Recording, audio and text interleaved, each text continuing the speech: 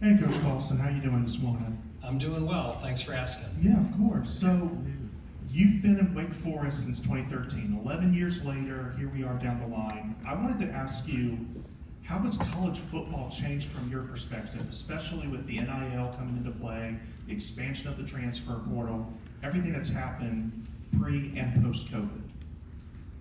It's become a completely different sport in terms of the off the field. This will be my 25th year as a head coach at different levels. FCS non-scholarship, FCS scholarship, Group of Five, and now Power Four. I can remember 10, 11 years ago when you were allowed to put out bagels and not put out cream cheese. And now we're paying players tens, hundreds, and millions of dollars a year with unlimited free agency. And I think the product on the field is as good as it's ever been. I think there's a lot of good with this, that more and more players are pushing off the NFL, and so many good players are coming back. So I think the product on the field is as good as it's ever been, but certainly the job of being a head football coach at this level of football has changed drastically in the last 2 to 3 years. And in some ways, for me, it's been a fun challenge that you learn a new skill set and new ways of doing things and managing your football team. So it's the evolution of our sport, and you have to embrace it. Coach, to your left, far left, young lady in the pink towards the wall, fourth row. Hey Coach, this is Anna Adams with 24/7 Sports. Today being reported that roster sizes, I believe, are on pace to increase to 105. Just as you figure out how to allocate resources, what do you foresee as the biggest challenges there? It's just dealing with a bigger roster and scholarship. Well, I think part of it is the smartest way to get to 105. I can't imagine everyone's going to take 20 more high school players. And I think it's trying to predict now what your roster turnover is going to look like every year. And the allocation of high school players and portal players. There's, with everything that's done, there's going to be unfortunate consequences. The days of the walk-on in college football are probably leaving us. And so we've had some incredible walk-on success stories at Wake Forest. Grant Dawson was a walk-on that became a captain for us. Jack Frudenthal was a walk-on that became a captain for us. Nick Anderson was a walk-on that had 3 interceptions against Virginia Tech, was on NBC Nightly News with Lester Holt, and now is one of our best players and a scholarship player. And unfortunately, those success stories are going to be fewer and far between. But that is what the courts are telling us that we have to do. I don't think there's any college football coach that likes eliminating walk-ons, but what's basically been told to us by the courts is the way that we've been operating is illegal. And so this is going to be the next evolution of college football rosters, and I don't think anybody knows exactly how it's going to play out because we're all doing this for the first time. So I try to focus on Wake Forest and the best way to build a competitive and a championship program at Wake Forest. And I still think for us, it's going to be recruiting players that love the game of football, that their academics and the quality of our degree matters to them, that are high character, and then we have to have enough collective or revenue sharing resources to keep our best players. And I think even from a year ago to now, we've done that. These 3 guys are in their 5th and 6th years, and all 3 of them could be in the NFL if they wanted. A year ago, we didn't have this.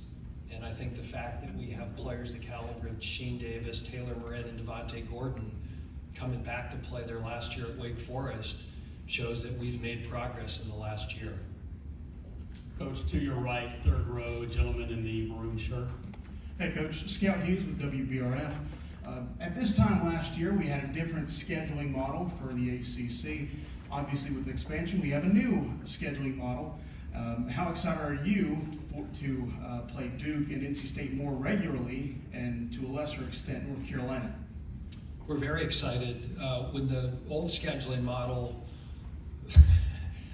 the oldest, newest model, one of the really negatives of it is right now our rivalry with NC State is the second longest continuous rivalry in the country, I believe, behind Wisconsin and Minnesota.